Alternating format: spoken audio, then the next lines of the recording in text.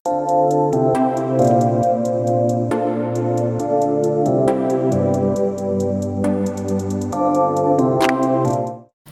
Friends, ഇപ്പോൾ സമയം ഏതാണ്ടൊരു രാത്രി 12:30 മണിയായി. അപ്പോൾ എൻ്റെ രണ്ട് സൈഡിലുള്ളത് വൈശാഖ് IIM ഇൻഡോറിൽ എൻ്റെ കൂടെ പഠിച്ചതാണ്. ആൻഡ് വൈശാഖിൻ്റെ ഫ്രണ്ടാണ് അക്ഷയ് IIM കോഴിക്കോട് അലൂമിനിയാണ്. ഇവർ രണ്ടുപേരും ഇന്നത്തെ ജോബൊക്കെ കഴിഞ്ഞ് അത്യാവശ്യം ക്ഷീണിച്ചിരിക്കുമ്പോൾ ഞാൻ പിടിച്ചു വെച്ച് ഞാൻ പറഞ്ഞു ഇന്ന് ഈ വീഡിയോ ചെയ്തേ പറ്റൂ എന്ന് പറഞ്ഞിട്ട് ചെയ്യുന്നൊരു വീഡിയോ ആണ്. ബേസിക്കലി ഇതിൽ ഉദ്ദേശിക്കുന്നത് നിങ്ങളുടെ ബി സ്കൂൾ ഇൻ്റർവ്യൂസിന് പോകുന്ന സമയത്ത് നിങ്ങൾക്ക് ഫേസ് ചെയ്യാൻ സാധ്യതയുള്ളൊരു ചോദ്യം എന്ന് പറയുന്നത് നിങ്ങൾ എന്തിനാണ് ബി സ്കൂളിൽ ജോയിൻ ചെയ്യുന്നത്, അതായത് ഇത് കഴിഞ്ഞിട്ട് നിങ്ങൾക്ക് എന്താവാനാണ് എന്ത് റോളിലോട്ടാണ് പോകേണ്ടതെന്നുള്ളത്. അപ്പോൾ ഞാൻ വിചാരിച്ചു ഒരു സീരീസ് ഓഫ് ഇൻ്റർവ്യൂസ് പല ഡൊമൈനിലുള്ള ആൾക്കാരുമായിട്ട് ചെയ്യാം, സോ ദാറ്റ് ഈ ജോബ്സ് ആഫ്റ്റർ MBA കുറിച്ച് നിങ്ങൾക്ക് കുറച്ച് ഒരു അവയർനെസ് കിട്ടും എന്നുള്ളത്. അപ്പോൾ ഇന്ന് എൻ്റെ രണ്ട് സൈഡിലും ഇരിക്കുന്നത് കൺസൾട്ടൻസ് ആണ്. ഓക്കെ, കൺസൾട്ടിങ് എന്താണ് എന്നുള്ളത് എനിക്കും കുറച്ച് ഐഡിയ കുറവുണ്ട്, എന്താണ് ഈ കൺസൾട്ടിങ് എന്നുള്ളത്. അപ്പോൾ നമുക്ക് ഇവരുടെ അടുത്ത് തന്നെ ചോദിക്കാം. ആദ്യം ഞാൻ അക്ഷയോട് ചോദിക്കാം. അക്ഷയ്, ഒരു ഇൻട്രൊഡക്ഷനിലേക്ക് എന്താണ് ഇപ്പോൾ ചെയ്യുന്നത്, അല്ലെങ്കിൽ ആ ഒരു ഡയറക്ഷനിലൊന്ന് പറയാമോ? ഞാനൊരു സെയിൽസ് ഇൻ്റലിജൻസ് കൺസൾട്ടൻ്റ് ആണ്. ഒരു ഡ്രോപ്പ് എന്ന് പറഞ്ഞിട്ടൊരു കമ്പനി, ഒരു സിനോഫ് കൺസൾട്ടിങ് കമ്പനി എന്നൊരു കമ്പനി ഉണ്ടായിരുന്നു, അവർ സബ്സിഡറി ആയിരുന്നു. ഇപ്പോൾ ഒരു ഇൻഡിപെൻഡൻറ്റ് കമ്പനിയാണിത്. അപ്പോൾ ഞങ്ങൾ ചെയ്യുന്നത് വെച്ച് കഴിഞ്ഞാൽ വലിയ B2B ഫേംസ് ഉണ്ടാവില്ല, IT ടെക്നോളജി ഫേംസ് ഉണ്ടാവും. അപ്പോൾ അവരുടെ സെയിൽസ് ടീംസ് അല്ലെങ്കിൽ ഗ്രോത്ത് ടീംസ് ഉണ്ടാവും. അപ്പോൾ അവർക്ക് വേണ്ടിയിട്ട് കൺസൾട്ട് ചെയ്യുന്നതാണ് ഞങ്ങൾ ചെയ്യുന്നത്. അവർക്ക് ഇൻഹൗസ് ഇതിൻ്റെ വിങ്ങും ഉണ്ടാവും. അവർ കമ്പനികളിലുള്ള തന്നെ ഇതിനു വേണ്ടി ടീംസ് ഉണ്ടാവും, പ്രീ സെയിൽസ് കൺസൾട്ടിംഗ് എന്ന് പറയും. അപ്പോൾ അവർക്ക് വേണ്ടി കൺസൾട്ട് ചെയ്യുന്നവരെ ഒരു ജോബ് പ്രൊഫൈലാണ് എൻ്റെ. Pre sales consulting, growth consulting, പിന്നെ market strategy, go to market strategy, ഇതൊക്കെ നമ്മൾ കേട്ടിട്ടുള്ള ഒരു കീവേഡ്സ് ആയിരിക്കും. MBAയിൽ നമ്മൾ കേട്ട് പരിചയമുള്ള പദങ്ങളാണ്. അപ്പോൾ അതിനെ ചുറ്റിപ്പറ്റിയുള്ളൊരു കൺസൾട്ടിങ് ആണ്. മെയിനായിട്ട് സെയിൽസും റവന്യൂ കൂട്ടുക, കൂടുതൽ ക്ലയൻസിനെ എങ്ങനെ, ഏത് ടൈപ്പ് ഓഫ് ക്ലയൻസിനാണ് ടാർഗറ്റ് ചെയ്യേണ്ടത്, പുതിയ ക്ലയൻസ് നമുക്ക് എവിടെ നിന്ന് ഏത് സെക്ടറിൽ നിന്നാണ് കിട്ടുക, എന്തായിരിക്കണം അവർക്ക് വേണ്ടിയിട്ടുള്ള സൊല്യൂഷൻസ് എന്തൊക്കെയാണ്. അപ്പോൾ അതിനെ ചുറ്റിപ്പറ്റിയുള്ള ചോദ്യങ്ങൾക്കുള്ള ഉത്തരങ്ങളാണ് ഞങ്ങളുടെ കമ്പനി. ഓക്കെ, ഞാനിത് കേട്ടപ്പോൾ തന്നെ എനിക്ക് കുറേ ക്വസ്റ്റ്യൻസ് മൈൻഡിലുണ്ട്. അതിന് മുന്നേ ബൈശാഖിൻ്റെ അടുത്തും കൂടെ ഒന്ന് ചോദിക്കാം. ബൈശാഖ്, എന്താണ് ശരിക്കും ചെയ്യുന്നത്, എന്താണ് താങ്കൾ ചെയ്യുന്നത് ശരിക്കും പറഞ്ഞാൽ? ഓക്കെ, ഞാൻ വർക്ക് ചെയ്യുന്നത് ഡെലോയിറ്റിന് വേണ്ടിയാണ്, USL വേണ്ടിയാണ്. ഞാൻ ക്ലൗഡ് സ്ട്രാറ്റജി കൺസൾട്ടൻ്റ് ആണ്. So basically cloud strategy consultant എന്ന് പറയുമ്പോൾ ഏത് കൺസൾട്ടൻസി പോലെയും ക്ലൗഡ് റിലേറ്റഡ് ആയിട്ടുള്ള, ഇപ്പോൾ ക്ലൗഡ് ഇല്ലായിരുന്നല്ലോ, ഇപ്പോൾ നമ്മുടെ ഡേറ്റ സ്റ്റോറേജിൻ്റെ ഒരു the latest version of data storing ആണ് ക്ലൗഡ് എന്ന് പറയുന്നത്. അപ്പോൾ ഈ ക്ലൗഡ് റിലേറ്റഡ് ആയിട്ടുള്ള എന്ത് സ്ട്രാറ്റജൈസിങ്ങും ഇപ്പോൾ വലിയ കമ്പനീസ് എല്ലാം ഇപ്പോൾ ക്ലൗഡിലേക്ക് മൂവ് ചെയ്തുകൊണ്ടിരിക്കുകയാണ്. അപ്പോൾ അവർക്ക് എല്ലാം അവരുടെ ഡേറ്റ സ്റ്റോർ ചെയ്യുന്നത് ഇത്ര നാൾ ഓൺ പ്രിമൈസ് അവരുടെ സ്വന്തം കെട്ടിടത്തിൽ തന്നെ ആയിരിക്കും. അതിപ്പോൾ ഇപ്പോൾ പുറത്ത് ഇപ്പോൾ വളരെ സെക്യൂർ ആയിട്ടുള്ള ക്ലൗഡ് സ്റ്റോറേജിലേക്ക് അവർ മൂവ് ചെയ്യുന്നു. ആ മൂവ്മെൻറ്റിന് ചുറ്റിപ്പറ്റിയുള്ള എന്ത് പ്രശ്നങ്ങളുണ്ടെങ്കിലും എന്ത് സ്ട്രാറ്റജി ഉണ്ടെങ്കിലും അതെല്ലാം ഡീൽ ചെയ്യുന്നതാണ് ഞാനിപ്പോൾ ചെയ്യുന്നത്. മനസ്സിലായി. സോ ഇതിൽ ഞാൻ നിങ്ങൾ രണ്ടുപേരുടെയും നിങ്ങളുടെ ഒരു റോൾസ് കേട്ടിട്ട് റോൾസിലോട്ട് പോകുന്നതിന് മുന്നേ എനിക്ക് ആദ്യം അറിയേണ്ടത്, കാരണം സ്റ്റുഡൻസിനും എൻ്റെ അടുത്ത് കുറേ പേര് ചോദിച്ചിട്ടുള്ള ഒരു ചോദ്യമാണ് ഈ കൺസൾട്ടൻസിൻ്റെ ലൈഫ് ഭയങ്കര ഡിഫിക്കൽട്ടാണെന്നുള്ളത്. പൊതുവേ അങ്ങനെ പറയുന്നൊരു സംഭവം, കൺസൾട്ടൻസ് ഈ പറയുന്ന എയർപോർട്ടിൽ നിന്ന് എയർപോർട്ടിലോട്ടുള്ളൊരു ജീവിതം, ഓക്കെ, പിന്നെ 16 മണിക്കൂർ പണിയെടുക്കുക, ഇങ്ങനെയുള്ള കുറേ കാര്യങ്ങൾ കേട്ടിട്ടുണ്ട്. സോ ഇതിൻ്റെ റിയാലിറ്റി എന്താണ്? അങ്ങനത്തെ കൺസൾട്ടിങ് ഉണ്ടോ, അതോ? എനിക്ക് രണ്ടുപേരുടെ ഒപ്പീനിയൻ, രണ്ടുപേരെ ഞാൻ വിളിച്ചിരുത്താനുള്ള കാരണം എന്ന് പറഞ്ഞു കഴിഞ്ഞാൽ ഞാൻ മനസ്സിലാക്കിയെടുത്തോളം ഒരുപാട് കൺസൾട്ടിങ് ഉണ്ട്. കൺസൾട്ടിങ് എന്ന് പറയുന്ന ഒരു ബ്രോഡ് ഡൊമൈനാണ്. സോ പല പെർസ്പെക്റ്റീവ് നിങ്ങൾക്ക് കിട്ടുമ്പോൾ നിങ്ങൾക്കും ഒരു ഐഡിയ കിട്ടും, എന്താണ് ഇതിൻ്റെ ഒരു ഏകദേശം ഒരു ധാരണ കിട്ടാൻ വേണ്ടിയാണ് ഞാൻ രണ്ടുപേരെ രണ്ട് സൈഡിലായിട്ട് ഇരുത്തിയിട്ടുള്ളത്. സോ ഒരു വർക്ക് ലൈഫ് ബാലൻസിനെ കുറിച്ചൊന്ന് ആദ്യം ഒന്ന് ജസ്റ്റ് ഒന്ന് അക്ഷയ് പറയാമോ? വർക്ക് ലൈഫ് ബാലൻസിനെ കുറിച്ച് ഞാൻ ഓണസ്റ്റായിട്ട് പറയുകയാണെങ്കിൽ, നല്ല ദിവസങ്ങളും ഉണ്ടാവും, ടഫ് ഡേയ്സ് ഉണ്ടാവും. അപ്പോൾ ഞാൻ ജനറിക്കായിട്ട് അത് കുറേ ഫാക്ടേഴ്സിനോട് നമ്മൾ ഡിപ്പെൻഡ് ചെയ്യും. അതായത് നമ്മൾ കിട്ടുന്ന പ്രോജക്റ്റ് എന്തായിരിക്കും, നമ്മുടെ ആ സമയത്ത് ഏത് ക്ലയൻ്റ് ആയിരിക്കും, ക്ലയൻറ്റിൻ്റെ ഒരു കൾച്ചർ എങ്ങനെയാണ്, പിന്നെ നമ്മുടെ ടീം എങ്ങനെയാണ്, മാനേജർ എങ്ങനെയാണ്. അപ്പോൾ അങ്ങനെ കുറേ കാര്യങ്ങളോട് ഞാൻ അത് ഡിപ്പെൻഡ് ചെയ്യും. പക്ഷെ ഞാൻ ഒരു ജനറിക്കായിട്ട് ഒരു ആൻസർ പറയുകയാണെങ്കിൽ ഒരു 70-30 സ്പ്ലിറ്റ് ആയിരിക്കും. അതായത് 70% ഓഫ് ടൈം 30% ടഫ് ഡേയ്സ് ഉണ്ടാവും. ഓക്കെ, അപ്പോൾ പക്ഷേ അത് നമുക്ക് മാനേജ് ചെയ്യാൻ പറ്റുന്നേ ഉള്ളൂ. മനസ്സിലായി. സോ ഇത് അക്ഷയുടെ സ്പെസിഫിക് ആയിട്ടുള്ള ഒരു ഇതാണോ അതോ പൊതുവേ കൺസൾട്ടൻസ് അക്ഷയ്ക്ക് അറിയാവുന്ന കൺസൾട്ടൻസിന്റെ ഒരു രീതി ഇങ്ങനെയാണോ? ഒരു ഞാൻ പൊതുവെ എനിക്ക് അറിയാവുന്ന ആൾക്കാർ പറഞ്ഞ് കേട്ടറിവ് എന്താ വെച്ച് കഴിഞ്ഞാൽ ടഫ് ഡേയ്സ് ഉണ്ട്, ഇല്ല എന്ന് പറയുന്നില്ല. പക്ഷേ എനിക്ക് എൻ്റെ ലൈൻ ഓഫ് കൺസൾട്ടിങ്ങിൽ ഇപ്പോൾ അത്ര വലിയ പ്രശ്നമില്ല, എനിക്ക് നല്ല വർക്ക് ലൈഫ് ബാലൻസ് ഉണ്ട്. പക്ഷെ എൻ്റെ ഫ്രണ്ട്സിനോടൊക്കെ ചോദിക്കുമ്പോൾ പല ലൈൻ ഓഫ് കൺസൾട്ടിങ്ങിനുള്ള ആൾക്കാരുണ്ട്. അപ്പോൾ പല ക്ലയൻസ് ഉണ്ടാവും, ചിലപ്പോൾ ടഫ് ക്ലയൻസ് ആയിരിക്കും, ചിലപ്പോൾ ടഫ് പ്രോജക്ട്സ് ആയിരിക്കും. അപ്പോൾ അതിലൊക്കെ വർക്ക് ചെയ്യുന്ന ആൾക്കാർക്ക് അത്യാവശ്യം നല്ല രീതിയിൽ ലോങ് വർക്ക് അവേഴ്സ് ഉണ്ടാവാറുണ്ട്. അപ്പോൾ ഞാനൊരു ആവറേജ്, പക്ഷെ എന്നാലും അവർക്കും ടഫ് ഡേയ്സ് ഉണ്ടാവും, ടഫ് മന്ത്സ് ഉണ്ടാവും, പ്രശ്നമില്ലാണ്ട് പോകുന്ന പ്രോജക്ട്സ് ഉണ്ടാവും. അപ്പോൾ ഞാൻ പറഞ്ഞു 12 months ഒരു 2-3 months ചിലപ്പോൾ ടഫായിരിക്കും. ഒരു ജനറിക് ആയിട്ട് ആണ് ഞാനൊരു ഒബ്സർവ് ചെയ്തിരിക്കുന്നത്. ഓക്കെ. വൈശാഖിനും ഈ ഒരു സിമിലർ ഇതാണോ അതോ? വളരെ സിമിലർ ആയിട്ടുള്ള ഒരു വ്യൂ പോയിന്റ് തന്നെയാണ് എനിക്കുള്ളത്. അക്ഷയ് പറഞ്ഞ പോലെ കുറേയൊക്കെ നമുക്ക് വളരെ മാനേജ് ചെയ്യാൻ പറ്റുന്ന ഒരു സാധാരണ പീസ്ഫുൾ ലൈഫ് പോലെയുള്ള ഒരു വർക്ക് ലൈഫ് ആയിരിക്കും. പക്ഷെ അതുപോലെ തന്നെ നമുക്ക് ചില ദിവസങ്ങൾ നമ്മൾ എക്സ്റ്റെൻഡ് ഡേയ്സ് ഉണ്ടാവും. അപ്പോൾ നമ്മൾ അത് പക്ഷെ ഒരു ഔട്ട് ഓഫ് ദ ബ്ലൂ വല്ലപ്പോഴും അങ്ങനെ വന്നാലേ ഉള്ളൂ. പക്ഷെ അത് വളരെ നമുക്ക് മാനേജ് ചെയ്യാൻ പറ്റുന്നൊരു കാര്യമാണ്. മനസ്സിലായി. അതല്ലാതെ ഈ സാഹില് നീ കുറച്ച് മുന്നേ പറഞ്ഞ പോലെ ഈ 16 hours ഒക്കെ ഇത് ഞാൻ കേട്ടിട്ടേ ഉള്ളൂ, ഞാൻ കണ്ടിട്ടില്ല അങ്ങനത്തെ ഒരാളെ. പക്ഷെ ഉണ്ടാകാം. കാരണം സിൻസ് ഞാൻ ഈ ഡൊമൈനിൽ നിൽക്കുന്നത് കൊണ്ട് the way how this thing works അറിയാവുന്നതുകൊണ്ട് ചിലയിടത്ത് ഉണ്ടാകാം. പക്ഷെ ഇതുവരെ എനിക്ക് അങ്ങനത്തെ ഒരു അനുഭവം ഉണ്ടായിട്ടില്ല. ഈ 16 മണിക്കൂർ എന്ന് പറയുമ്പോൾ അപ്പർ എൻഡ് ആണ്. ഇതിന്റെ ലോവർ എൻഡ് നിങ്ങൾ ഏതെങ്കിലും വളരെ ചില്ലായിട്ടുള്ള കൺസൾട്ടൻസിന്റെ ഇത് കണ്ടിട്ടുണ്ടോ? ചില ദിവസങ്ങളിൽ അതായത് ഇപ്പോൾ പ്രോജക്ട്സ് ഇല്ലയെന്ന് വയ്ക്കാം. അപ്പോൾ പ്രോജക്ട്സ് ഫോർ എക്സാമ്പിൾ ഇപ്പോൾ ഡിസംബർ അല്ല, നമ്മളിപ്പോൾ ഡിസംബറിലാണല്ലോ. ഡിസംബറിൽ നമുക്ക് കുറേയൊക്കെ ക്ലയൻസ് US-ലായിരിക്കാം. അപ്പോൾ അവിടെ ഇപ്പോൾ ഹോളിഡേ സീസൺ ആണല്ലോ. അപ്പോൾ വലിയ രീതിയിൽ പ്രോജക്ട്സ് ഉണ്ടാവില്ല. അവർക്കൊരു ക്രിട്ടിക്കൽ ടാർഗറ്റ്സ് ഒന്നും ഉണ്ടാവില്ല. അപ്പോൾ നമ്മുടെ പ്രോജക്ട്സും അത്ര ഒരു കൺസിസ്റ്റന്റ് ബേസിൽ നമുക്ക് അങ്ങനെ ഇൻപുട്ട് ചെയ്യേണ്ടി വരുന്നുണ്ടാവില്ല. അപ്പോൾ ഈ ഡിസംബർ മാസങ്ങളിലൊക്കെ അത്യാവശ്യം നല്ല രീതിയിൽ ചില്ലാണ്. ചില ദിവസങ്ങൾ 3-4 മണിക്കൂറൊക്കെ ചിലപ്പോൾ പണി ഉണ്ടാവുള്ളൂ. അപ്പോൾ അങ്ങനെയാണ് ഞാൻ കണ്ടിട്ടുള്ളത്. അതായത് ഒരു ഞാൻ പറഞ്ഞില്ലേ ചിൽ ഡേയ്സ് ഉണ്ടാവുന്നു, 3 to 4 hours പണി മാത്രമുള്ള ദിവസങ്ങളുണ്ടാവും. പക്ഷേ ഇപ്പോൾ പ്രോജക്റ്റ് ഡെലിവറബിൾസ് ഒക്കെ ഉണ്ടെങ്കിൽ ഇപ്പോൾ ഈ ആഴ്ചയാണ് ഒരു പ്രോജക്റ്റ് പോകുകയെന്നുണ്ടെങ്കിൽ ഒബ്വിയസ്ലി കുറേ അതിൻ്റെ ഇൻറ്റേർണൽ പ്രോസസ്സും കാര്യങ്ങളൊക്കെ ഉണ്ടായതുകൊണ്ട് നമ്മൾ എക്സ്റ്റെൻഡ് ചെയ്യേണ്ടി വരും. മനസ്സിലായി. ഇനി ഞാൻ ഒരു ക്വസ്റ്റ്യൻ ചോദിക്കട്ടെ. നിങ്ങൾ രണ്ടുപേരും NIT കാലിക്കറ്റ് പാസ് ഔട്ട്സ് ആണ്. സോ ഇവർ രണ്ടുപേരും NIT കാലിക്കറ്റിൽ ബാച്ച്മേറ്റ്സ് ആയിരുന്നു. ഈ റൂംമേറ്റ്സ് ആയിരുന്നു. ഓക്കെ, ഇവർ റൂംമേറ്റ്സ് ആയിരുന്നു. 4 വർഷം ഒരുമിച്ച് NIT ഉണ്ടായിരുന്നതാണ്. അതിന് മുന്നേ അതാ ബ്രില്യൻറ്റിൽ. അടിപൊളി. അപ്പോൾ എനിക്ക് ചോദിക്കാനുള്ളത്, നിങ്ങൾ NIT രണ്ടുപേരും വർക്ക് ചെയ്തതല്ലേ? അക്ഷയ് എവിടെയായിരുന്നു വർക്ക് ചെയ്തിരുന്നത്? ഞാൻ മ്യൂസിക് മാൻ പറഞ്ഞിട്ടൊരു ഡേറ്റ അനലിറ്റിക്സ് ഡേറ്റ സയൻസ് ആ ഒരു റോളിലായിരുന്നു ഞാൻ വർക്ക് ചെയ്തിരുന്നത്. വൈശാഖ് വർക്ക് ചെയ്തിരുന്നത്? ഞാൻ ഒരു ഫുൾ ടൈം സോഫ്റ്റ്വെയർ ഡെവലപ്പർ ആയിരുന്നു. ഓക്കെ. നിങ്ങൾ MBA ചെയ്തില്ലായിരുന്നു എന്ന് വിചാരിക്കുക. അങ്ങനെയാണെങ്കിൽ നിങ്ങൾക്കിപ്പോൾ അത്യാവശ്യം ഇപ്പോൾ കേരളത്തിലെ ദി ബെസ്റ്റ് എഞ്ചിനീയറിംഗ് കോളേജ് ആണെന്ന് പറയാം NIT കാലിക്കറ്റ്. IIT പാലക്കാട് ഉണ്ടെങ്കിലും ഐ തിങ്ക് NIT തന്നെയാണ് NIRF-ലൊക്കെ മുകളിൽ നിൽക്കുന്നത്. സോ നിങ്ങൾക്കുണ്ടാവുന്ന ഒരു കരിയർ ട്രജക്ടറി ഉണ്ട്. സോ അതിൽ ചിലപ്പോൾ ഇത്ര അധികം നിങ്ങൾ പ്രഷർ എടുക്കേണ്ടി വരില്ല, ഇത്ര അധികം ടൈം ചിലപ്പോൾ സ്പെൻഡ് ചെയ്യേണ്ടി വരില്ല. എനിക്കറിയില്ല, ചിലപ്പോൾ അങ്ങനെ ആയിരിക്കാം. സോ നിങ്ങൾ അതിനെക്കുറിച്ച് എപ്പോഴും ചിന്തിച്ചിട്ടുണ്ടാവും, ഞാൻ MBA എടുത്തില്ലായിരുന്നെങ്കിൽ ചിലപ്പോൾ കുറച്ചുകൂടെ ഒരു ചിൽ വർക്ക് ലൈഫ് ബാലൻസ് ആയിരിക്കും, അല്ലെങ്കിൽ ഇത് എത്രത്തോളം റിവാർഡിംഗ് ആണ് നിങ്ങൾ ഈ എടുക്കുന്ന ഒരു ടൈം, അല്ലെങ്കിൽ നിങ്ങൾ എടുക്കുന്ന ഒരു പ്രഷർ എത്രത്തോളം റിവാർഡിംഗ് ആണ്? മണി ടേംസിൽ റിവാർഡിംഗ് ആയിരിക്കും എന്നാണ് ഞാൻ വിശ്വസിക്കുന്നത്. ബാക്കിയുള്ള എന്തെങ്കിലും 2-3 ഫാക്ടേഴ്സ് ഉണ്ടാവോ? തീർച്ചയായിട്ടും. കാരണം എന്താ വെച്ച് കഴിഞ്ഞാൽ MBA ചെയ്യുമ്പോൾ ഒരു പോപ്പുലേഷൻ, അതായത് ഇപ്പോൾ 400 പേര് വരുന്നുണ്ടെങ്കിൽ, ഒരു കോഴിക്കോട് വരുന്നുണ്ടെങ്കിൽ അതിൽ ഒരു ശതമാനം ആൾക്കാർ അവർക്കൊരു കരിയർ ചേഞ്ചിനായിരിക്കും വരാം. അതായത് ഇപ്പം ഞാൻ പറഞ്ഞു, ഞാൻ ഡേറ്റ അനലിറ്റിക്സ് ആ ഒരു ഡേറ്റ സയൻസ് ഡൊമൈനിലായിരുന്നു വർക്ക് ചെയ്യുന്നത്. അപ്പോൾ അതിന് ഒരു കരിയർ ട്രാജക്ടറി ഉണ്ട്.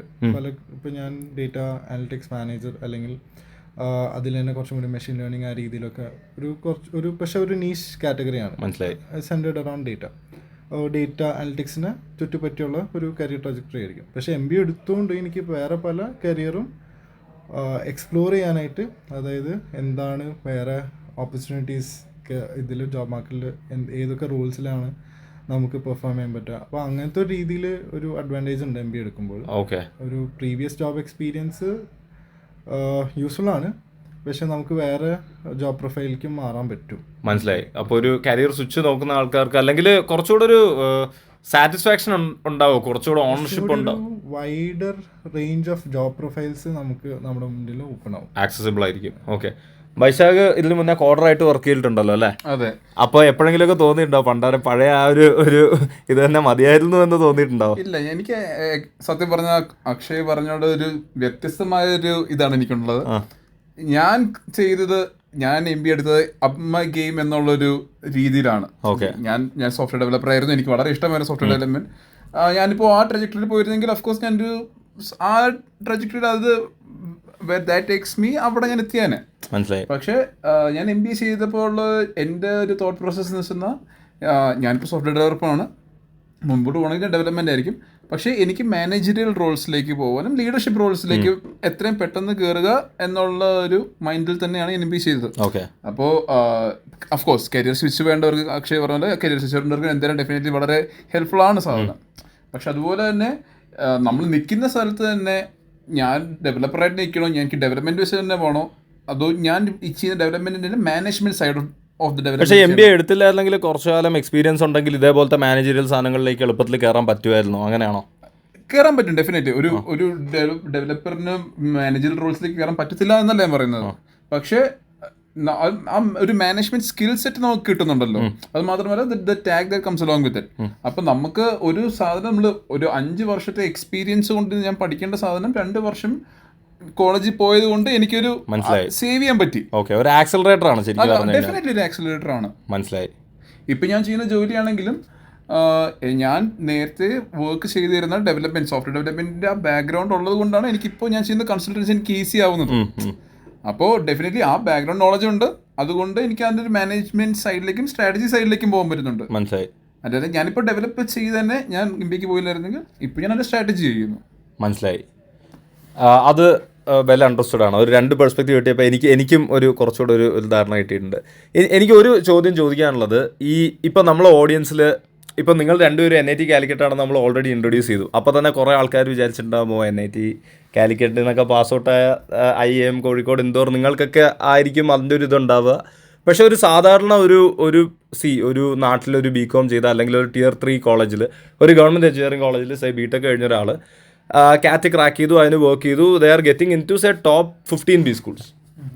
either the top 6-7 IIMs or MDA IFTയിലൊക്കെ കയറി കഴിഞ്ഞാൽ അവരുടെ ഒരു ചാൻസസ് എന്താണ് ഈ ഒരു കൺസൾട്ടിംഗ് എന്ന് പറയുന്ന ഒരു പ്രൊഫൈലിൽ ലാൻഡ് ചെയ്യുക എന്നുള്ളത്? ഇത് രണ്ടുപേരുടെയും പെർസ്പെക്റ്റീവ് എനിക്ക് വേണം. കാരണം ഇതിലും ഞാനും പല ആൾക്കാരുമായിട്ട് സംസാരിച്ചപ്പോൾ പല പെർസ്പെക്റ്റീവ്സ് കേട്ടിട്ടുണ്ട്.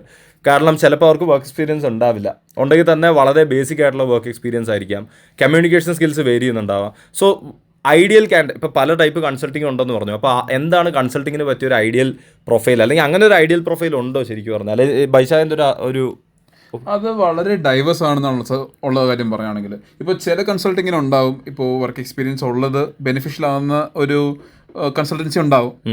അതുപോലെ തന്നെ വർക്ക് എക്സ്പീരിയൻസ് തീരെ വേണ്ടാത്ത കൺസൾട്ടൻസി ഉണ്ടാവും. ഇപ്പോൾ സെയിൽസ് കൺസൾട്ടൻസിയിലാണെങ്കിലും കസ്റ്റമർ എക്സ്പീരിയൻസ് കൺസൾട്ടൻസി, ഇതുപോലത്തെ കുറച്ച് കൺസൾട്ടൻറ്റ് ഡൊമൈൻസ് ഒക്കെ ഉണ്ട്. ഇങ്ങോട്ടേക്ക് പോകുന്നവർക്കൊക്കെ അങ്ങനെ കാരണം പേഴ്സണലി എനിക്കറിയുന്ന ഫ്രണ്ട്സ് ഉണ്ട്, ഈ ഡൊമൈനിലേക്ക് പോയവർ വർക്ക് എക്സ്പീരിയൻസ് ഇല്ലാതെ പോയവരുണ്ട്. പക്ഷെ അതുപോലെ തന്നെ ഞാൻ ചെയ്യുന്ന കൺസൾട്ടൻസിയിൽ മിക്കവാറും ഒരു IT ബാക്ക്ഗ്രൗണ്ട് വർക്ക് എക്സ്പീരിയൻസ് ഉള്ളവർക്കാണ് കുറച്ചുകൂടി ഇത് ചെയ്യാൻ പറ്റുക. അഡ്വാൻറ്റേജ് എന്നല്ല, ഇത് സംഭവം മനസ്സിലാവണം. അപ്പോൾ ഒരു അനലിസ്റ്റ് ലെവലിലേക്ക് കയറാനാണെങ്കിൽ ഇതൊന്നും വേണ്ട. പക്ഷെ ഒരു കൺസൾട്ടന്റ് ലെവലിലേക്ക് വരുമ്പോഴേക്കും ഈ ഒരു അണ്ടർസ്റ്റാൻഡിങ് വേണം, ഒരു ബാക്ക്ഗ്രൗണ്ട് അണ്ടർസ്റ്റാൻഡിങ് വേണം. മനസ്സിലായി. അപ്പോൾ അതുകൊണ്ട് തന്നെ 2 രീതിയിലും പോകുന്നവരുണ്ട്. ഇപ്പോൾ വർക്ക് എക്സ്പീരിയൻസ് ഉള്ളവരും കയറുന്നുണ്ട്, ഇല്ലാത്തവരും കയറുന്നുണ്ട്. പക്ഷേ ഡിപ്പെൻഡ്സ് ഓൺ എന്ത് ടൈപ്പ് ഓഫ് കൺസൾട്ടൻസിയിലേക്കാണ് നമ്മൾ കയറുന്നത്. അതുപോലെ തന്നെ ഈ ഏത് ടയർ കോളേജ് എന്നൊക്കെ പറയുന്നത് സത്യത്തിൽ മേ ബി ഒരു എൻട്രി ലെവലിൽ മാത്രമായിരിക്കും അതിനൊരു ഇതൊക്കെ ഉള്ളത്. അല്ലാതെ ഇപ്പോൾ ഈ കോളേജിൻ്റെ ബ്രാൻഡ് എന്ന് പറയുന്നത് നമ്മൾ മേജർലി നമ്മൾ ഒരു ജോബ് കരിയറിലേക്ക് കയറുമ്പോൾ നമ്മൾ കുറേ ഹെൽപ്പ് ചെയ്യും. ബാക്കിയൊക്കെ നമ്മുടെ resume is what's going to talk for us. പിന്നെ അവർ ഓൾറെഡി ഒരു ടോപ്പ് ടയർ ഇൻസ്റ്റിറ്റ്യൂട്ടിൽ ക്രാക്ക് ചെയ്ത് കയറി കഴിഞ്ഞാൽ പിന്നെ അത് ജസ്റ്റിഫൈഡ് ആയിരിക്കും എന്ന് തോന്നുന്നു. ലെജിറ്റ് ആണല്ലോ. നമ്മൾ ടോപ്പ് ടയർ ഇൻസ്റ്റിറ്റ്യൂട്ടിൽ കയറി കഴിയുമ്പോൾ ദാറ്റ് ഇറ്റ്സെൽഫ് ഷോസ് അവർ കേപ്പബിലിറ്റി. മനസ്സിലായി. ഓക്കെ, അക്ഷയ്ക്ക് വേറെ എന്തെങ്കിലും ഒപ്പീനിയൻ ഉണ്ടോ? അതായത് ഒന്ന്, വാട്ട്സ് ഐഡിയൽ ബാച്ച് പ്രൊഫൈൽ അല്ലെങ്കിൽ ഒരു ideal profile for getting in to a consulting role? എനിക്ക് തോന്നുന്നില്ല അങ്ങനത്തെ ഒരു പ്രൊഫൈൽ ഉണ്ടെന്ന്. ഫസ്റ്റ് ഓഫ് ഓൾ, അതായത് ഇപ്പോൾ ഒരു ബി സ്കൂളിൻ്റെ പ്ലേസ്മെൻറ്റിൽ ഇരിക്കുകയാണെങ്കിൽ ബൈശാഖ് പറഞ്ഞ പല കാര്യങ്ങളും ബാധകമാണ്. ഓക്കെ. അതായത് ഇപ്പോൾ ഒരു കൺസൾട്ടിങ് കമ്പനീസ് വരുമ്പോൾ അവർ പ്രൊഫൈല് ഇത് ബാച്ച് പ്ലേസ്മെൻറ്റ്സ്, അതായത് ക്യാമ്പസ് പ്ലേസ്മെൻറ്റ് വരുമ്പോൾ ഒരു പ്രൊഫൈല് നോക്കും. പക്ഷേ നമ്മൾ പഠിച്ചിറങ്ങിക്കഴിഞ്ഞാലും ഈ ജോബ് മാർക്കറ്റ് ഞാൻ നോക്കുമ്പോൾ അങ്ങനെ പ്രൊഫൈൽ വെച്ചിട്ടല്ല ജോബ് മാർക്കറ്റിൽ ആൾക്കാർ അതിൽ കൺസൾട്ടിങ് കമ്പനീസ് ഹയർ ചെയ്യുന്നത്. അവർ കുറച്ചും കൂടിയും ജോബ് എക്സ്പീരിയൻസ് നോക്കാറുണ്ട്. അതായത് ചില niche type of consulting companies, അതായത് HR കൺസൾട്ടിങ്. അപ്പോൾ അവർക്ക് ഇപ്പോൾ പ്രീവിയസ് HR റൂൾസിൽ വർക്ക് ചെയ്ത ആൾക്കാർക്ക് ചിലപ്പോൾ പ്രിഫറൻസ് ഉണ്ടാവും. മനസ്സിലായി. പിന്നെ വൈശാഖ് പറഞ്ഞ പോലെ IT ബാക്ക്ഗ്രൗണ്ട് ഉള്ള ആൾക്കാർക്ക് ടെക് കൺസൾട്ടിങ്, അതായത് വൈശാഖ് ഇപ്പോൾ ചെയ്യുന്ന ക്ലൗഡ് കൺസൾട്ടിങ് അങ്ങനത്തെ ഒരു അംബ്രലയിൽ വരുന്ന ജോബ് പ്രൊഫൈൽസിൽ ചിലപ്പോൾ പ്രിഫറൻസ് ഉണ്ടാവും. അപ്പോൾ എനിക്ക് തോന്നുന്നില്ല, ബിക്കോസ് കൺസൾട്ടിങ് തന്നെ ഒരു ഭയങ്കര ബ്രോഡാണ് കാറ്റഗറിയാണ്. അപ്പോൾ അതിന് നമുക്കൊരു സ്പെസിഫിക് ജോബ് ഒരു പ്രൊഫൈല് നമുക്ക് മാച്ച് ചെയ്യാൻ പറ്റില്ല. അത് അതിൽ കുറേ ഓപ്പർച്യൂണിറ്റീസ് ഉണ്ട്. പല ടൈപ്പ് ഓഫ് ഡൈവേഴ്സ് ബാക്ക്ഗ്രൗണ്ട്സിൽ വരുന്ന ആൾക്കാർക്ക് ഓപ്പർച്യൂണിറ്റീസ് ഉണ്ട്. പിന്നെ NIT IIM അത് വൈശാഖ് പറഞ്ഞ പോലെ തന്നെ ഒരു ഇനീഷ്യൽ പുഷ്, അതായത് ചിലപ്പോൾ ക്യാമ്പസ് പ്ലേസ്മെന്റിന് ചിലപ്പോൾ ഒരു short list 1-2 short list extra ചെയ്യും. പക്ഷേ at the end of the day നമ്മൾ പഠിച്ചിറങ്ങി നമ്മൾ പല കാര്യങ്ങൾ എക്സ്പ്ലോർ ചെയ്യുമ്പോഴും എനിക്ക് മനസ്സിലാക്കി അത് അത്ര വലിയൊരു കോൺട്രിബ്യൂട്ടിംഗ് ഫാക്ടർ അല്ല. അത് നമ്മൾ at the end of the day നമ്മുടെ ഹാർഡ് വർക്ക്, നമ്മുടെ ആറ്റിറ്റ്യൂഡ് തന്നെയാണ് അതിനെ സഹായിക്കുക. കമ്മ്യൂണിക്കേഷനെ കുറിച്ച് അധികം എൻ്റെ അടുത്ത് വേറൊരു വന്നിട്ടുള്ള ചോദ്യം, ഭയങ്കര എക്സ്ട്രോവേർട്ടഡ് ആയിട്ടുള്ള ആൾക്കാർക്ക് പറ്റിയൊരു റോളാണോ ഇതെന്നുള്ളതാണ്. എക്സ്ട്രോവേർട്ടഡ് അതായത് സംസാരിക്കാൻ അറിയാവുന്നല്ല. ഇപ്പം ഞാനൊരു ആംബിവേർട്ട് ആണെന്ന് ഞാൻ പറയും. ഞാൻ എപ്പോഴും എക്സ്ട്രോവേർട്ട് അല്ല, പക്ഷേ എനിക്ക് സംസാരിക്കാൻ ഇഷ്ടമാണ് എപ്പോഴും. ഞാൻ പക്ഷേ എക്സ്ട്രോവേർട്ട് അല്ല. സോ എക്സ്ട്രോവേർട്ടഡ് ആയിട്ടുള്ള ഇടിച്ചു കയറി സംസാരിക്കുന്ന ആൾക്കാർക്ക് പറ്റിയ റോളാണോ? കാരണം കുറേ ക്ലയൻറ്റ് ഫേസിങ്, ക്ലയൻറ്റുമായിട്ട് കുറേ ഇൻട്രാക്ഷൻസ് ഒക്കെ വേണമെന്ന് പറയാറുണ്ട്. സോ അത് അങ്ങനെ ഒരു മാൻഡേറ്റ് ഉണ്ടോ, അതോ ക്ലയൻറ്റിനെ ഫേസ് ചെയ്യാതെ ഇരുന്നൊരു ഓഫീസിൽ നിന്ന് പണിയെടുക്കാൻ പറ്റുന്നൊരു ഇതുണ്ടോ? അത് കൺസൾട്ടൻസി തരുമ്പോൾ ബേസിക്കലി നമുക്ക് 2 കാറ്റഗറി, വളരെ ബ്രോഡായിട്ട് നമുക്ക് 2 കാറ്റഗറൈസ് ചെയ്യാൻ പറ്റും. ഒന്ന് ഫ്രണ്ട് എൻഡ് കൺസൾട്ടിംഗ് ഉണ്ട്, ബാക്ക് എൻഡ് കൺസൾട്ടിംഗ് ഉണ്ട്. ഈ ഫ്രണ്ട് എൻഡ് കൺസൾട്ടിങ്ങിലാണ് നമ്മൾ കൂടുതൽ ക്ലയൻസിനെ ഫേസ് ചെയ്ത് ക്ലയൻസ് ആയിട്ടുള്ള ഇന്റർഫേസ് വരുന്നത്. അപ്പോൾ സാഹിത്യം പറഞ്ഞാൽ എടുത്ത് ചാടിക്കയറി സംസാരിക്കുന്ന ഒരാളല്ല, ഉചിതമായി ചിന്തിച്ച് സംസാരിക്കുന്ന ഒരാളാണ് അവിടെ വേണ്ടത്. അവിടെ ഒരു വായി തന്നെ വലിയ വ്യത്യാസമുണ്ട്. അപ്പോൾ നമ്മുടെ വായിൽ നിന്ന് വരുന്ന, നമ്മളൊരു കൺസൾട്ടന്റ് ആയിട്ട് നമ്മളൊരു ക്ലയന്റ് ഫ്രണ്ട് പോയിരിക്കുമ്പോൾ നമ്മുടെ വായിൽ നിന്ന് വരുന്ന ഓരോ വാക്കിനെ നമ്മൾ വില കൊടുക്കണം. ചുമ്മാ എന്തും കയറി പറയാൻ പറ്റില്ല. സോ ആ ഒരു ഡിഫറൻസ് ഉണ്ട്. പക്ഷേ സെറ്റ് ദാറ്റ് ഇപ്പോൾ ഒരു ഇൻട്രോവേർട്ടിന് കൺസൾട്ടന്റ് ആവാൻ പറ്റുമോ എന്നാണ് പറ്റും. കാരണം ഇതിൽ നമ്മളൊരു ഇൻട്രോവേർട്ടോ എക്സ്ട്രോവേർട്ടോ നമ്മൾ എത്രമാത്രം സംസാരിക്കുന്നു എന്നല്ല നമ്മൾ ഒരു കൺസൾട്ടന്റ് നോക്കുന്നത്, നമുക്ക് എത്രമാത്രം ഒരു പ്രോബ്ലം സോൾവ് ചെയ്യാൻ പറ്റുന്നുണ്ടെന്നാണ്. മനസ്സിലായി. ഒരു പ്രോബ്ലം സോൾവ് ചെയ്യാൻ ഒരു ഇൻട്രോവേർട്ട് ആണെങ്കിലും ശരി, എക്സ്ട്രോവേർട്ട് ആണെങ്കിലും ശരി, ചോദിക്കേണ്ട ചോദ്യങ്ങൾ ചോദിക്കണം. മനസ്സിലായി. അതിൽ നിന്ന് നമ്മൾ ഒരിക്കലും ഷൈ ചെയ്യാൻ പാടില്ല. അധികം സംസാരിച്ചതിനും പ്രശ്നമാണ്, സംസാരിക്കാതിരിക്കുന്ന പ്രശ്നമാണ്. നമുക്ക് ഒരു കൺസൾട്ടൻസി വളരെ സിമ്പിളായിട്ട് നമ്മളങ്ങനെ ആലോചിച്ചാൽ മതി. നമുക്കൊരു പ്രോബ്ലം സ്റ്റേറ്റ്മെന്റ് തരുന്നു, ഒരു പേപ്പറിൽ ഒരു ക്വസ്റ്റ്യൻ തരുന്നു, നമുക്കതിന് സംശയങ്ങളുണ്ട്. ഈ ക്വസ്റ്റ്യൻ സോൾവ് ചെയ്യാൻ നമുക്ക് കുറച്ച് ഡേറ്റ ആവശ്യമുണ്ട്. നമ്മൾ ആ ഡേറ്റയ്ക്ക് വേണ്ടി നമ്മൾ ഫ്രണ്ടിൽ നമ്മൾ ക്ലയൻസിനോട് പോയി സംസാരിക്കുന്നു. നമുക്ക് ഇതാണ് പ്രോബ്ലം സ്റ്റേറ്റ്മെന്റ്, ഞങ്ങൾക്ക് ഇന്ന ഇൻഫർമേഷൻ വേണം ഈ പ്രോബ്ലം സ്റ്റേറ്റ്മെന്റ് സോൾവ് ചെയ്യാൻ. അപ്പോൾ നമ്മുടെ ക്ലയന്റ് നമുക്ക് നമ്മൾ ചോദിക്കുന്ന ഇൻഫർമേഷൻ തരുന്നു, നമ്മൾ എന്നിട്ട് അവരുടെ പ്രോബ്ലം സോൾവ് ചെയ്ത് കൊടുക്കുന്നു. ഇതാണ് കൺസൾട്ടിങ്, സിമ്പിൾ ആയിട്ട് പറഞ്ഞാൽ. ഇൻ വെരി സിമ്പിൾ ടേംസ് ഇതാണ് കൺസൾട്ടിങ് എന്നാണ് എൻ്റെ ഒരു കാഴ്ചപ്പാട്. ഓക്കെ, മനസ്സിലായി. അക്ഷയ്ക്ക് ഇപ്പോൾ ഈ പറഞ്ഞ സെയിം എന്താണ് കൺസൾട്ടിങ് എന്ന് വൈശാഖ് പറഞ്ഞു. ഇത് എന്തെങ്കിലും ഒരു ചെറിയൊരു സാധാ എക്സാമ്പിൾ, എല്ലാവർക്കും റിലേറ്റ് ചെയ്യാൻ പറ്റുന്ന ഒരു എക്സാമ്പിൾ വെച്ച് പറയാം. ഇപ്പം നാട്ടിലൊരു പലചരക്ക് കട, അങ്ങനെ എന്തെങ്കിലും ഒരു എക്സാമ്പിൾ വെച്ചിട്ട് എന്താണ് കൺസൾട്ടിങ് എന്നുള്ള സിമ്പിളായിട്ടൊന്ന് പറഞ്ഞു കൊടുക്കാൻ പറ്റുമോ എന്തെങ്കിലും ഒരു? ഓക്കെ, അതായത് കൺസൾട്ടിങ് എന്ന് പറയുമ്പോൾ at the end of the day അത് ബോട്ടം ലൈൻ ആയിട്ടാണ് അവർ നോക്കുക. അതായത് നമ്പേഴ്സ്, പ്രോഫിറ്റ് അല്ലെങ്കിൽ റവന്യൂ, എത്ര നമ്മൾ കാശ് ഉണ്ടാക്കാൻ പറ്റും. അപ്പോൾ അതിൽ ഇപ്പോൾ ഒരു പലചരക്ക് കട ആണെങ്കിൽ ഇപ്പോൾ ആൾക്ക് പല ടൈപ്പ് ഓഫ് പ്രോബ്ലംസ് ഉണ്ടാവും. അതായത് ഒരു പ്രോബ്ലം എന്താണെന്ന് വെച്ച് കഴിഞ്ഞാൽ ഇപ്പോൾ ആള് എല്ലാ മാസം ഒരു റവന്യൂ ഉണ്ട്, അത് ഗ്രോത്ത് ഉണ്ടാവും, റവന്യൂ ഗ്രോത്ത് ഉണ്ടാവും, അത് സ്റ്റാഗ്നേറ്റ് ചെയ്തു എന്നുള്ളതായിരിക്കും ആളുടെ പ്രോബ്ലംസ് ആയിട്ട്. അപ്പോൾ നമ്മളൊരു കൺസൾട്ടൻറ്റിനെ കാണുകയാണെങ്കിൽ ഒരു പക്ഷേ ആ കൺസൾട്ടൻറ്റ് പല രീതിയിലായിരിക്കും അതിനെ അപ്രോച്ച് ചെയ്യാം. അതായത് റവന്യൂ എന്ന് പറയുമ്പോൾ അതിൻ്റെ റവന്യൂ കുറഞ്ഞല്ലോ, അപ്പോൾ റവന്യൂ കൂട്ടാനായിട്ട് ചിലപ്പോൾ അതായത് പ്രോഫിറ്റ്സ് സ്റ്റാഗ്നേറ്റ് ചെയ്യുന്നെങ്കിൽ പല രീതിയിൽ അതിനെ അപ്രോച്ച് ചെയ്യാം. റവന്യൂ കൂട്ടാം, കോസ്റ്റ് കുറയ്ക്കാം, റവന്യൂ പല രീതിയിൽ കൂട്ടാം. അതായത് വേറെ ഇപ്പോൾ ആ കടയിൽ കൊടുക്കുന്ന ഐറ്റംസിൻ്റെ കാറ്റലോഗ് കൂട്ടാം, അതായത് കൂടുതൽ ടൈപ്പ് ഓഫ് ഐറ്റംസ് കൊടുക്കാം, കൂടുതൽ വലിയൊരു കസ്റ്റമർ ബേസ് ഉണ്ടാക്കാൻ വേണ്ടി ലാർജ് ഒരു ഡെലിവറി തുടങ്ങാം, ഒരു ഹോം ഡെലിവറി പോലത്തെ സർവീസ് തുടങ്ങാം.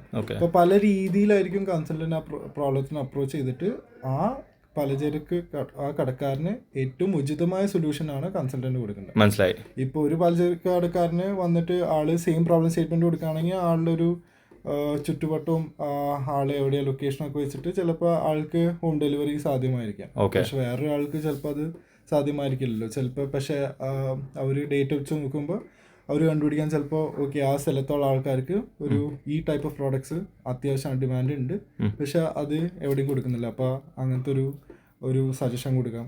അങ്ങനത്തെ രീതിയിലാണ് കൺസൾട്ടൻസ് ഒരു പ്രോബ്ലത്തിനെ ഫേസ് ചെയ്യാം.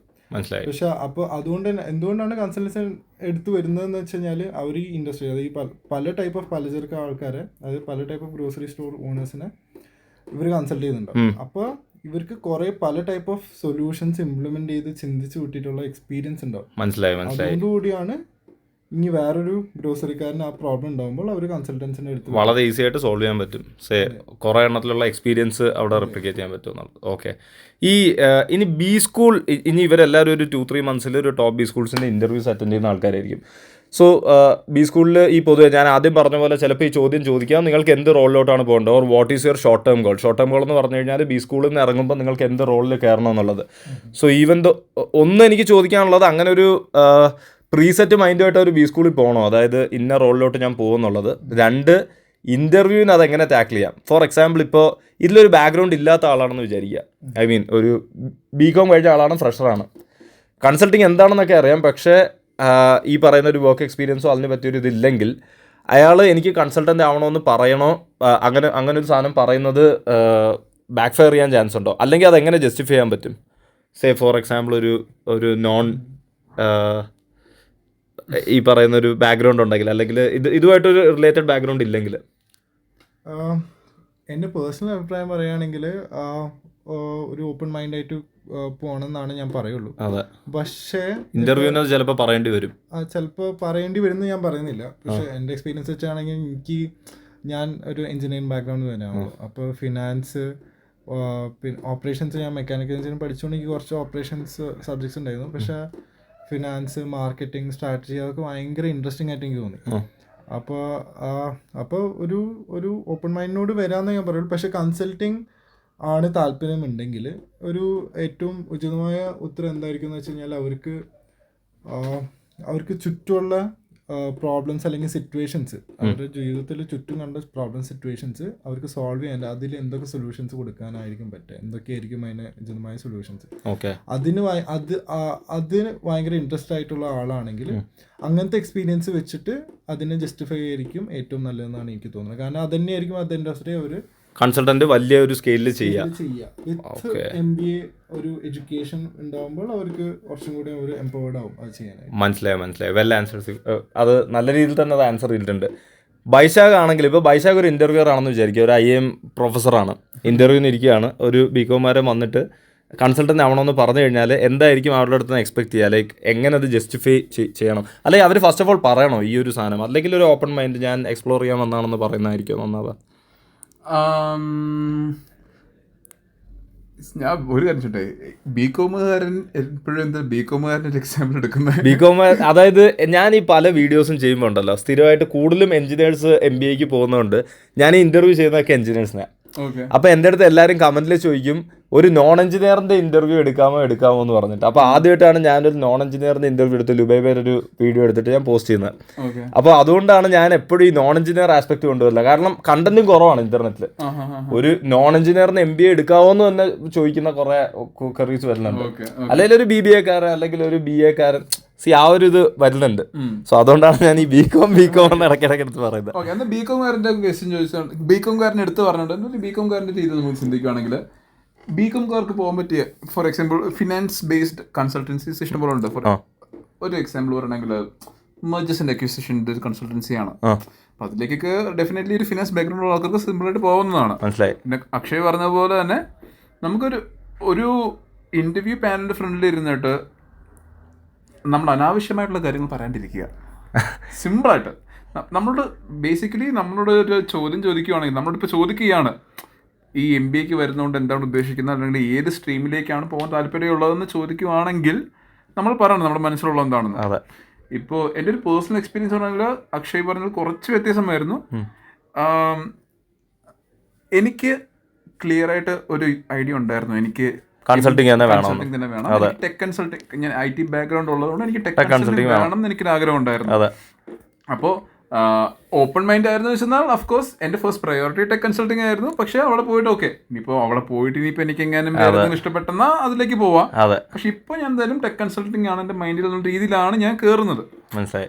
അപ്പോൾ എന്നോട് ചോദിച്ചിരുന്നെങ്കിൽ ഞാൻ ഡെഫിനറ്റ്ലി പറഞ്ഞു ടെക് കൺസൾട്ടിങ് എന്ന് പറഞ്ഞാൽ. പക്ഷെ അതിന് കാര്യമുണ്ട്, എനിക്ക് ബാക്ക്ഗ്രൗണ്ട് ഉള്ളതുകൊണ്ട് ബാക്കപ്പ് ചെയ്യാൻ റീസൺസ് ഉണ്ട്. മനസ്സിലായി. എന്നിട്ട് ചുമ്മാ ഒരു ഫാഷൻ കൺസൾട്ടൻസി കേൾക്കാൻ രസമൊക്കെ ഉണ്ട്, എന്നാ കൺസൾട്ടൻസി എന്ന് പറഞ്ഞേക്കാം, അങ്ങനെ പറഞ്ഞെന്നാ ഉറപ്പായിട്ടും ബാക്ക് ഫയർ ചെയ്യാൻ സാധ്യത. അഫ്കോഴ്സ് കാരണം അവർ ചോദിക്കും ഓക്കെ കൺസൾട്ടൻസി നിനക്ക് വർക്ക് എക്സ്പീരിയൻസ് ഇല്ലെങ്കിൽ നീ എന്തറിഞ്ഞിട്ടാണ് കൺസൾട്ടൻസി എന്ന് പറയുന്നത്, അവർ എന്തായാലും ചോദിക്കുമല്ലോ. അല്ലെങ്കിൽ എനിക്ക് തോന്നുന്നു അക്ഷയ് പറഞ്ഞ പോലെ എന്തെങ്കിലും കുറച്ച് എക്സാമ്പിൾസ്, അല്ലെങ്കിൽ എനിക്ക് ഇങ്ങനത്തെ പ്രോബ്ലംസ് സോൾവ് ചെയ്യാൻ ഇഷ്ടമാണ്, അങ്ങനെ എന്തെങ്കിലും ബാക്ക് ചെയ്യാനും വേണമല്ലോ. ബാക്ക് ചെയ്യാൻ റീസൺസ് വേണം, അത് മതി. അല്ലാണ്ട് വർക്ക് എക്സ്പീരിയൻസ് വേണം എന്നല്ല ഞാൻ പറയുന്നത്. ഞാനും പറയുന്നത് അത് തന്നെയാണ്. അതായത് ഒരു കാര്യം നമ്മൾ വളരെ കോൺഫിഡൻ്റ് ആയിട്ട് പറയുമ്പോൾ അതിനെ ബാക്കപ്പ് ചെയ്യാനായിട്ട് ഒരു വെരി സ്ട്രോങ് റീസൺസ് വേണം. വളരെ ശക്തമായ കാരണങ്ങൾ കൂടിയാണ് ഞാൻ ഈ അഭിപ്രായം പറയുന്നതെന്ന് ഇൻ്റർവ്യൂ പാനലിൽ നമ്മൾ മനസ്സിലാക്കണം. ഇപ്പോൾ കൺസൾട്ടിങ് മാത്രമല്ല, ഇപ്പോൾ പോയി പറയുകയാണെങ്കിൽ എനിക്ക് ഫിനാൻസിലോട്ടാണ് പോകാൻ താല്പര്യം എന്നുണ്ടെങ്കിൽ അത് വെറുതെ പറയാൻ പാടില്ല, അത് അവരെ കൺവിൻസ് ചെയ്യണം. മനസ്സിലായി. അതിന് തക്കതായ ഒരു ബാക്കപ്പ് സാധനം ഉണ്ടെങ്കിൽ ആൻസേഴ്സ് റെഡിയാക്കി വെക്കണം, എന്തായാലും റെഡിയാണ്. ഇപ്പോൾ കൺസൾട്ടിങ് പറയുകയാണെങ്കിൽ ഞാനൊരു അഡ്വൈസ് പറയുകയാണെങ്കിൽ ഏറ്റവും കൂടുതൽ കൺസൾട്ടൻസ് ആ ഫീൽഡിൽ ആൾക്കാരോട് സംസാരിച്ച് അവരുടെ ജോബ് പ്രൊഫൈൽ നോക്കി അവരുടെ രീതിയിൽ അവരോടും കൂടി സജഷൻസ് ചോദിച്ചിട്ട് അഭിപ്രായങ്ങൾ ചോദിച്ചിട്ട് ഒരു വെൽ ഫോർമുലേറ്റഡ് ആൻസർ പ്രിപ്പയർ ചെയ്ത് വെക്കണം. മനസ്സിലായി. എനിക്ക് തോന്നുന്നു ഈ ഒരു വീഡിയോയിൽ ഇപ്പം രാത്രി 12:30 ഇവരെ പിടിച്ചിരുത്തിയതിൽ കാര്യം ഉണ്ടായിരുന്നു. കാരണം രണ്ട് പെർസ്പെക്റ്റീവ്സിലും ചെറിയ ചെറിയ വ്യത്യാസങ്ങളുണ്ട്. ഫൈൻ ട്യൂൺ ചെയ്ത് എന്താണ് കൺസൾട്ടിങ്, എങ്ങനെ ഉള്ളവർക്ക് കൺസൾട്ടിങ് പോകാം, അല്ലെങ്കിൽ എങ്ങനെ ഇൻ്റർവ്യൂ ടാക്കിൾ ചെയ്യാം, കുറേ നമുക്ക് കിട്ടേണ്ട ആൻസേഴ്സ് കിട്ടി. Thank you for that. അപ്പോൾ വീഡിയോയുടെ ഒരു ക്ലോസിംഗ് നോട്ടിൽ എനിക്കൊരു കാര്യം ചോദിക്കാനുള്ളത്, ഇവിടെ ഒരു IIM ഇൻഡോറുകാരനുണ്ട്, കോഴിക്കോടുകാരനുണ്ട്. പൊതുവെ വലിയൊരു ഒരു ഫൈറ്റാണ് IIM ഇൻഡോർ പോകണോ കോഴിക്കോട് പോകണോ, അല്ലെങ്കിൽ ഏതാണ് അടിപൊളി എന്നുള്ളത്. അപ്പോൾ ഒരു top 3 best things about IIM കോഴിക്കോടും ടോപ്പ് 3 അബൌട്ട് IIM ഇൻഡോറും പറഞ്ഞ് നമുക്ക് വീഡിയോ ക്ലോസ് ചെയ്യാം. IIM കെയിനെ കുറിച്ച് ഒരു 3, അല്ലെങ്കിൽ ഇൻഡോർ സ്റ്റാർട്ട് ചെയ്യാം. ഞാനിവിടെ ഇൻഡോർ ബാക്ക് ചെയ്യാതിരിക്കുന്നുണ്ട്.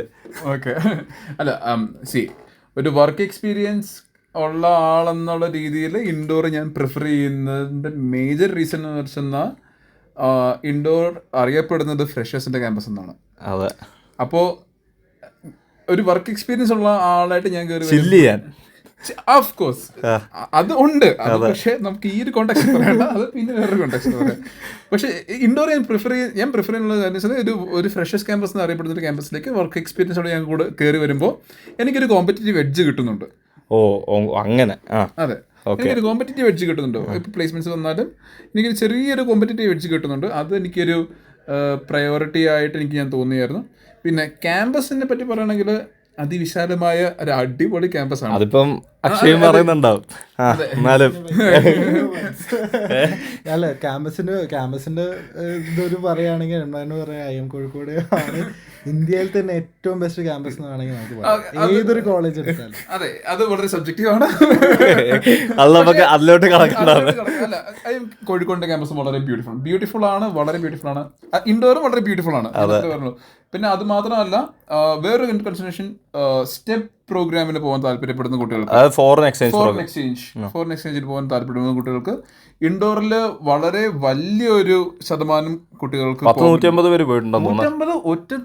ഇനി സിംഗിൾ ഗോ പോയതാണ് 150. പിന്നെ അടുത്ത ടേമിൽ പിന്നെയും പോയിട്ടുണ്ട് 19. ഒരു 200 ആൾക്കാർ സിമ്പിളായിട്ട് പോയിട്ടുണ്ട് സ്റ്റെപ്പിന്. അപ്പോൾ ഒരു സ്റ്റെപ്പ് എന്ന് പറയുന്നത് സ്റ്റുഡൻറ് എക്സ്ചേഞ്ച് പ്രോഗ്രാം എന്നാണ് പറയുന്നത്. ഇൻഡോറിലുള്ള യൂസ് ചെയ്യുന്ന ടേമാണ് സ്റ്റെപ്പ്. അപ്പോൾ ഒരു ടേം വെച്ചാൽ ഒരു 3 മാസം നിങ്ങൾക്ക് യൂറോപ്പിലെ അല്ലെങ്കിൽ യു എസിലെ അങ്ങനെ വേൾഡ് വൈഡ് കുറേ അടുത്ത് കുറേ കോളേജായിട്ട് നമുക്ക് ടൈപ്പ് ഉണ്ട്. അപ്പോൾ അങ്ങനത്തെ കുറേ കോളേജിൽ 3 മാസം നമുക്ക് പോയിട്ട് അവിടുത്തെ സ്റ്റുഡൻസ് ആയിട്ട് അവിടെ നിൽക്കാൻ, നമുക്ക് പഠിക്കാൻ അധികം വലിയ എക്സ്പെൻസ് ഒന്നും ഇല്ലാതെ. അപ്പോൾ അത് വലിയൊരു എന്നെ വല്ലാതെ അങ്ങ് ആകർഷിച്ചൊരു കാര്യമായിരുന്നു, ഇത്രയും സ്റ്റുഡൻസിന് പോകാൻ പറ്റും എന്നുള്ളത്. മനസ്സിലായി. കോഴിക്കോട് എന്തെങ്കിലും പറഞ്ഞില്ല എന്നുണ്ടെങ്കിൽ ഒരു ഇതാണ്. ഇപ്പൊ ഒരു പോയിന്റ് ഓൾറെഡി വൈശാഖ് പറഞ്ഞല്ലോ. ഐ തിങ്ക് ഇന്ത്യയിൽ തന്നെ എടുത്തു നോക്കുകയാണെങ്കിൽ one of the top 3 best college campuses ഇന്ത്യയിൽ എടുക്കുകയാണെങ്കിൽ കോഴിക്കോട് എന്തായാലും വരും. കാരണം ഒരു 2 മലയും മുകളിലാണ് ഞങ്ങളുടെ ക്യാമ്പസ്. ഒരു വയനാട്ടിലെ ഒരു റിസോർട്ടിൽ പഠിക്കുന്ന ഒരു ഫീലാണ്. അവിടുത്തെ ഹോസ്റ്റൽസും അങ്ങനെയാണ്, അത്ര അടിപൊളിയായിട്ടാണ് അത് ഡിസൈൻ ചെയ്തിരിക്കുന്നത്. മേഘം ക്ലൗഡ് വന്ന് ടച്ച് ചെയ്യുന്നത് കേട്ടിട്ടുണ്ട്. അതെ, അപ്പോൾ ഞങ്ങൾ പ്രൊഫസേഴ്സും സ്റ്റുഡൻസും എല്ലാവരും ഞങ്ങൾ പറയുന്നത് വി ആർ എന്താ പറയുക സ്റ്റഡിങ് അമംഗ് ദ ക്ലൗഡ്സ്. അതായത് നമ്മൾ മേഘത്തിൻ്റെ ഉള്ളിലാണ് പഠിക്കുന്നതെന്ന രീതിയിലൊക്കെയാണ് പറയുക. അപ്പോൾ അത് എന്നെ ഭയങ്കരമായിട്ട് സ്ട്രൈക്ക് ചെയ്തൊരു കാര്യമാണ്. NIT-യിലായിരിക്കും എനിക്ക് ഒരു പ്രാവശ്യം IIM-ൽ പോകാൻ ചാൻസ് കിട്ടിയിരുന്നു, പക്ഷെ മൊത്തത്തിൽ എക്സ്പ്ലോർ ചെയ്യാൻ പറ്റില്ല. പിന്നെ IIM-ൽ പഠിക്കുമ്പോഴാണ് ഞാൻ കുറേ കാര്യങ്ങളൊക്കെ കണ്ടത്. അത്രയും വലിയൊരു ക്യാമ്പസാണ്, വളരെ ബ്യൂട്ടിഫുൾ ആയിട്ടൊരു ക്യാമ്പസാണ്. ഒരു കോമഡി ഉണ്ട്, ഞാനും അക്ഷയും NIT-ൽ പഠിക്കുന്ന സമയത്ത് ഞങ്ങളൊരു ദിവസം IIM-യുടെ ക്യാമ്പസിൽ എൻ്റെ സ്കൂട്ടറിൽ ഞങ്ങൾ രണ്ടൊരു ഹെൽമെറ്റ് വെച്ചിട്ട് അവിടുത്തെ സ്റ്റുഡൻസ് അത് പറഞ്ഞ് നേരെ കയറി പോയിട്ടുണ്ട്. അടിപൊളി. ഫുൾ ഈവനിങ് നമ്മൾ അവിടെ സ്പെൻഡ് ചെയ്തിട്ടുണ്ട്. പിന്നെ ഞാൻ അതായത് ആദ്യത്തെ ദിവസം ഞാൻ അഡ്മിഷൻ എടുക്കാൻ പോകുമ്പോഴാണ് ഞാൻ കുറേ പ്രാവശ്യം ശ്രദ്ധിച്ചു വൈശാഖിൻ്റെ ഒപ്പം വെറുതെ നടന്ന കുറേ സ്ഥലങ്ങളാണുള്ളത്. പിന്നെ ഞാൻ പറയുകയാണെങ്കിൽ ഇൻഡോർ കുറച്ച് ഫ്രഷേഴ്സ് പ്രിഫർ ചെയ്യും. പക്ഷെ കോഴിക്കോട് ഭയങ്കര ഡൈവേഴ്സിറ്റിക്ക് ഭയങ്കര ഇമ്പോർട്ടൻസ്. എനിക്ക് തോന്നുന്നു ഇന്ത്യയിലെ ഏറ്റവും കൂടുതൽ ജെൻഡർ ഡൈവേഴ്സിറ്റി. അതെ, അത് one of the reasons. Gender diversity almost എനിക്ക് തോന്നുന്നു എൻ്റെ ജൂനിയർ ബാച്ചിൽ 60% 50% around 52-53% ഫീമെയിൽ MBA സ്റ്റുഡൻസ് ആയിരുന്നു.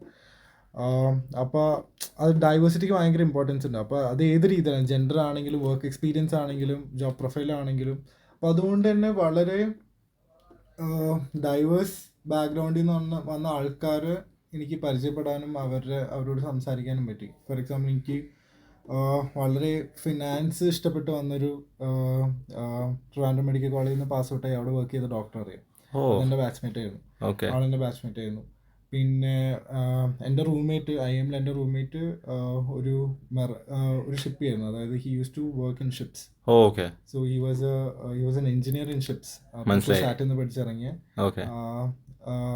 അപ്പോൾ അങ്ങനെ വളരെ ഡൈവേഴ്സ് ബാക്ക്ഗ്രൗണ്ടിൽ നിന്ന് വരുന്ന ആൾക്കാരുണ്ടാവും. പിന്നെ പല ഏജ് ഗ്രൂപ്പ് ഉണ്ടാവും, അല്ലെങ്കിൽ യങ് ക്രൗഡ് മാത്രം ഉണ്ടാവില്ല, യങ് ക്രൗഡ് ഉണ്ടാവും, പല ഏജ് ഗ്രൂപ്പ് ഉണ്ടാവും. പിന്നെ വേറൊരു ഇതെന്ന് വെച്ച് കഴിഞ്ഞാൽ ഇപ്പോൾ ഈ അടുത്തായിട്ട് IIM കോഴിക്കോട് പുതിയ 2 പ്രോഗ്രാംസ് തുടങ്ങിയിട്ടുണ്ട്. LSM ലിബറൽ സ്റ്റഡീസ് മാനേജ്മെന്റും ഫിനാൻസും. പിന്നെ വേറെ PGP BL എന്ന് പറഞ്ഞിട്ട് വേറൊരു പ്രോഗ്രാം തുടങ്ങിയിട്ടുണ്ട്, ഒരു 1 year MBA പോലെ, ബിസിനസ് ലീഡർഷിപ്പ് പറഞ്ഞിട്ട്. അപ്പോൾ ആ സ്റ്റുഡൻസും ക്യാമ്പസിലുണ്ടാവും. അവരുടെ കോഴ്സ് കരിക്കുലം ഭയങ്കര ഇൻട്രസ്റ്റിംഗ് ആണ്. LSM ഭയങ്കര സ്ട്രാറ്റജി, ഫിനാൻസ് സെൻറ്റേർഡ് അല്ല, അവർ കുറച്ചും സ്ട്രാറ്റജി HR സെൻറ്റേർഡ് ആണ്. Sales, marketing, strategy HR centred ആണ് അവരുടെ. അപ്പോൾ അവർ അതിൽ പഠിക്കാൻ വന്ന കുട്ടികളുണ്ടാവും. ഫിനാൻസ് ആണ്, കോർ ഫിനാൻസ് ആയിരിക്കും. അപ്പോൾ പല ഡൈവേഴ്സ് ക്രൗഡാണ് IIM-ലുള്ളത്, കോഴിക്കോടുള്ളത്. അത് ഭയങ്കര വലിയൊരു ഇൻട്രസ്റ്റിംഗ് കാര്യമായിട്ട് എനിക്ക് തോന്നി. ഒരു കോൺവെർസേഷൻസ് ബോറടിക്കില്ല. പിന്നെ വേറെ കാര്യം എന്ന് വെച്ചാൽ നമ്മളൊരു മലയാളിയാണല്ലോ. അപ്പോൾ IIM കോഴിക്കോട് പഠിക്കുന്ന ഒരു ഗുണം എന്ന് വെച്ച് കഴിഞ്ഞാൽ അതായത് മാക്സിമം പോയി കഴിഞ്ഞാൽ ഒരു 40-50 മലയാളീസ് ഉണ്ടാവും നിങ്ങളുടെ ബാച്ചിൽ. അപ്പോൾ പുറത്ത് IIM കോഴിക്കോട് പുറത്ത് എന്തിന് പോവുകയാണെങ്കിലും, ഇപ്പോൾ വെറുതെ സിറ്റി കറങ്ങാൻ പോവുകയാണ്, അല്ലെങ്കിൽ വെറുതെ വയനാട് കറങ്ങാൻ പോവുകയാണെങ്കിലും നിങ്ങൾക്ക് മലയാളം അറിയാവുന്നത് വലിയൊരു പ്ലസ് ആണ്. അതുകൊണ്ട് തന്നെ കുറേ പേര് നിങ്ങളൊന്ന് പരിചയപ്പെടും, നിങ്ങൾക്ക് കുറേ വലിയൊരു നെറ്റ്വർക്ക് ഉണ്ടാക്കാൻ പറ്റും. മനസ്സിലായില്ല, നെറ്റ്വർക്ക് വെരി ഇമ്പോർട്ടൻ്റ് ആണ് MBA. കാരണം അത് കഴിഞ്ഞിട്ട് കുറെ നമ്മളെ സഹായിക്കാൻ നെറ്റ്വർക്കാണ്. അപ്പൊ അത് എനിക്ക് വലിയൊരു അപ്പം നിങ്ങളായിരിക്കും അവർക്ക് എല്ലാവർക്കും എവിടെയെങ്കിലും പുറത്തു പോകണമെങ്കിൽ നിങ്ങളായിരിക്കും അവരെ ഹെൽപ്പ്. അതെ, നമ്മൾ ഭയങ്കര റിസോഴ്സ്ഫുൾ ആയിരിക്കും എല്ലാവർക്കും. അതുകൊണ്ട് തന്നെ എല്ലാവരും നമ്മളെ വന്ന് അപ്രോച്ച് ചെയ്യും, നമ്മളോട് നമ്മൾ വന്നിട്ട് നമ്മൾ എന്തായാലും ഒരു ബന്ധം എന്തായാലും ഉണ്ടാവും കുറെ പേരായിട്ട്. മനസ്സിലായി. അപ്പോൾ അങ്ങനെ ഒരു വലിയൊരു അഡ്വാൻറ്റേജ് ആയിട്ട് തോന്നി as A Malayali studying in Kozhikode. ഇതിപ്പോ ചോദിച്ചു കുടുങ്ങി പോയി. ഇത് തമ്മിൽ ഞാൻ മിക്കവാറും IIMK വേഴ്സസ് IIMI എന്നായിരിക്കും ഇടുക. എന്തായാലും ഇതൊരു നെവർ എൻഡിങ് ഡിബേറ്റ് ആണ്. ഞാൻ ടുവേർഡ്സ് എൻ്റെ ഒരു ജസ്റ്റ് ഒരു IIMK IIMI-കാരനെ ഒരുമിച്ച് കിട്ടിയതുകൊണ്ട് ഞാൻ ചോദിച്ചതേ ഉള്ളൂ. Anyway thanks a lot for watching the video. ഇനി വരും വീഡിയോകളിൽ കൂടുതൽ റോൾസ് ഞാൻ അടുത്ത ദീപമായിട്ടൊരു വീഡിയോ ചെയ്യാൻ പോകുന്നുണ്ട് പ്രൊഡക്റ്റ് മാനേജ്മെന്റിനെ പറ്റി. സോ കൂടുതൽ വീഡിയോസ് ആയിട്ട് ഞാൻ എന്തായാലും വരും. So subscribe to my channel and keep watching more interesting videos which I will be coming up with. Thanks for watching. Bye bye.